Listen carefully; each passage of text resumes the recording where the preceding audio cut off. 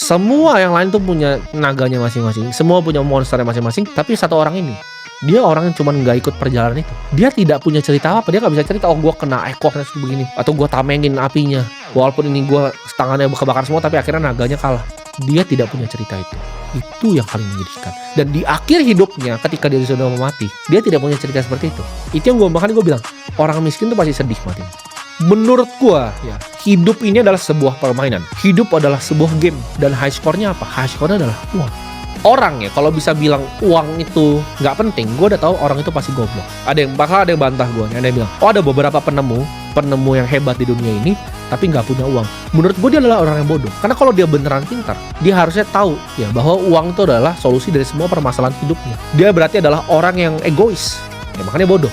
Dia egois, dia merasa idealis, dia merasa dia pintar, dia nggak usah nyari duit. Elon Musk ketika dia interview, lu bisa cek nih, interview salah satu yang terakhir dia. Ditanya nih sama interviewer, siapa sih yang menurut orang paling pintar di dunia selain lu? Jawabannya dia siapa? Oh, pertama dia mikir kan, habis itu dijawab, Larry Ellison yang bikin Oracle. Kedua, yang menurut dia pintar juga, Larry Page yang bikin Google. Ketiga, Jeff Bezos yang bikin Amazon.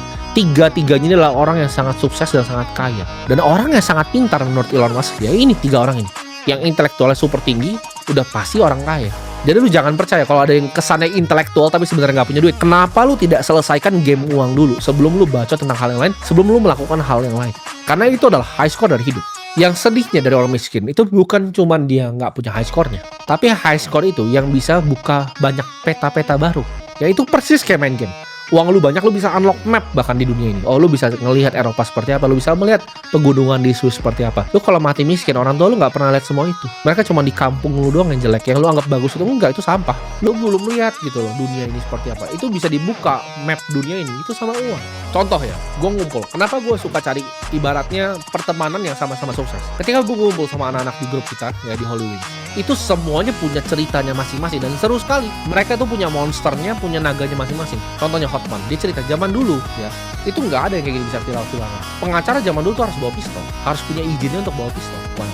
Karena bahaya profesi pengacara zaman dulu. Kalau sekarang nggak, orang nggak berani macam-macam karena tinggal viralin. Zaman dulu kan nggak ada. Ada monsternya masing-masing. Andrew ketika punya gadanya itu dibobol sama oknum TNI. Itu seru sekali gitu ceritanya. Ketika Ivan dikerjain sama orang sampai outletnya ditutup semua. Itu banyak cerita-ceritanya. Ada monster yang ditaklukkan masing-masing orang sampai mereka jadi orang seperti itu. Kalau lu cuma jadi orang biasa aja, lu tidak punya monster. Gua pun udah taklukin banyak monster di hidupku. Cuma lu aja nggak lihat di kamera di sini apa yang sudah gue lewati. Buat orang-orang yang tahu gue, yang tahu di belakang layar apa yang gue kerjakan dan monster mana yang gue lawan. Banyak sekali. Lu kira gue nyampe sini ya? Gue umur 24 tahun punya triliunan itu gak kesini dengan gampang.